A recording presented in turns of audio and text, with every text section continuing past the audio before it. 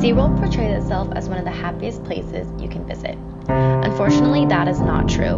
SeaWorld does not understand basic animal rights.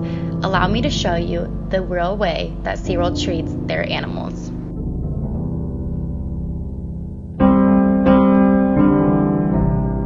The average killer whales vary from 3,000 to 12,000 pounds and are 16 to 26 feet long. These are massive animals, and they are forced to live in tanks that only reach up to 35 feet in depth at this point. Killer whales in the wild swim to 100 miles and dive up to 1,000 feet per day. In order to extenuate that type of exercise in these tanks, the whales would need to swim approximately 1,400 laps in the main pool.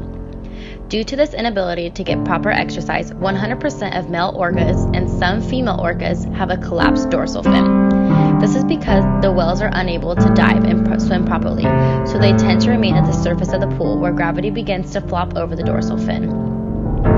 Another harm from spending the majority of their time at the surface of these shallow tanks is sunburns.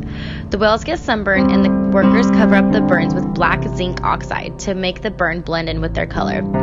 Besides the fact that these tanks are tremendously too small, whales spend most of their time floating at the surface because they have become depressed and filled with anxiety due to the fact that they have been separated from their families and they are forced to live with other whales that they don't always get along with.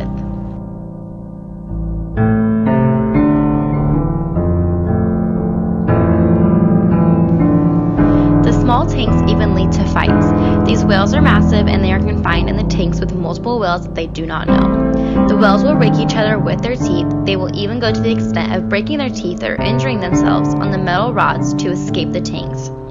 This may sound like the whales are the aggressive ones, but the fact is, in the wild, only one act of aggression has ever occurred from a killer whale. In captivity, over 400 acts of aggression plus 4 human deaths have occurred due to killer whales. If this doesn't make the bell go off that the whales do not belong in captivity, then I have more news for you. Killer whales in the wild hunt for their food daily.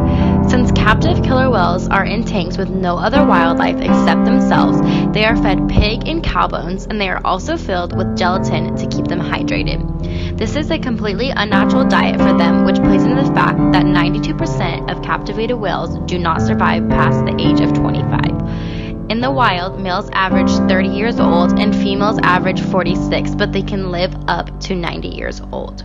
SeaWorld does not understand that animals have rights. For every $1 million SeaWorld makes, only $600 of it goes back into conservation.